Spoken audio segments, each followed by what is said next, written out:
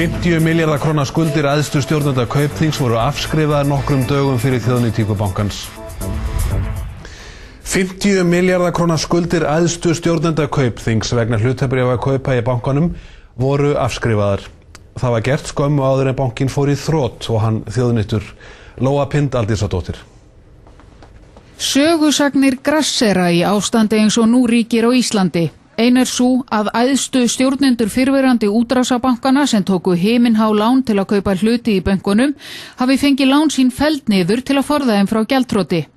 Tölvupóstur hefur farið eins og eldur í sinu manna á milli að yfirmaður áhættustýringar Kaupþings hafi tapað 2 milljörðum og að allar skuldir hans hafi verið hreinsaðar sem og fjölda annara bankastarfsmanna.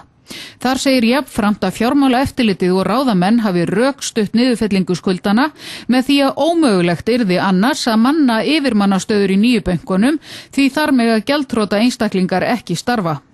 Fréttastofa kannaði í dag hvað væri hæft í þessum orðrómi sem hefur vakið fjúkandi reiði hjá almenningi og hann virðist ekki úr lausu lofti gripinn. Fréttastofa hefur heimildi fyrir því að stjórn gamla Kaupþings hafi skömmu fyrir þjóðnýtingu bankans fellt niður skuldir æðstu stjórnenda, lán sem voru tekin til að fjármagna kaup í bankanum. Það á huldu hversu margir fengu þessa lúxusmeðferð að skuldum þeirra hafi verið sópað út af borðinu en talið að þeir hlaupi á tugum.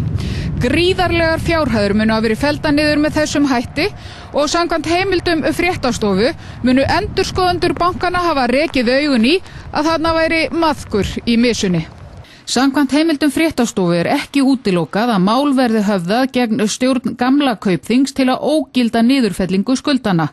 Forstjóri fjármálaeftirlitsins vildi ekki koma í viðtal vegna þessa máls en í tölvupósti frá eftirlitinu kemur fram að fjármálaeftirlitið hafi ekki sérstaklega samþykkt niðurfellingu krafna sem tengjast lánveitingum til starfsmanna bankana.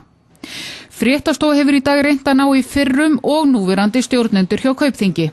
2 núverandi forstöðumenn hjá bankanum staðfestu að þeir hefðu tekið lán til að kaupa hluti í bankanum.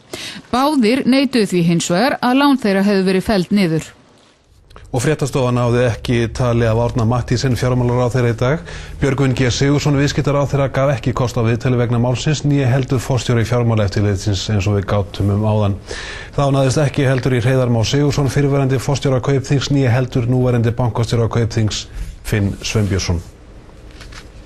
Stjórn Kaupþings lét afskrifa skuldir fjölda starfsmanna bankans vegna hlutafjárkaupa nokkrum vikum áður en hann var þjóðnýttur. Stjórn gamla Kaupþings lét afskrifa skuldir fjölda starfsmanna bankans áður en hann var þjóðnýttur. Að ræða skuldir vegna kaupa á hlutabréfum í bankanum. Fjármálaeftirlitið segist ekki hafa samþykkt neina niðurfellingu krafna eða trygginga vegna lánveitinga til starfsmannanna. Stjórn gamla Kaupþings ákvað í lok september að afskrifa skuldir fjölda starfsmanna bankans samkvæmt heimildum fréttastofu. Skömmu síðar tók ríkið bankan yfir. Heimildamaður fréttastofu sem ekki vill láta nafn síns getið segir að verulegar fjárhæðir hafi verið að ræða. Sömu heimildir herma að margir stjórnendur nýja Kaupþings hafi verið meðal þeirra sem skuldir voru afskrifaðar hjá. Sigurður Einarsson, fyrrverandi stjórnarformaður Kaupþings, vildi ekki svara spurningum fréttamanns þegar náðist í hann í dag. Ekki náðist í Hreiðar Má Sigurðsson, fyrrverandi forstjóra Kaupþings, né Finn Sveinbjörnsson, forstjóra nýja Kaupþings. Starfsmaður skilanefndar Kaupþings sem fréttastofa náði tali af, vildi ekki tjá sig málið. Gunnar Páll Pálsson sem sat í stjórn gamla Kaupþings segist ekki vita til þess að skuldir starfsmanna bankans hafi verið afskrifaðar. Í svari fjármálaeftirlitsins við fyrirspurn fréttastofu vegna málsins kemur fram að í ákvörðun fjármálaeftirlitsins ráðstöfun eigna og skulda nýju bankana segi að skuldbindingar starfsmanna lúti sömu lögmálum og önnur lán sem fluttust yfir til nýju bankana. Fjármálaeftirlitið hafi ekki samþykkt sérstaklega niðurfellingu krafna eða trygginga vegna lánveitinga til starfsmanna bankana.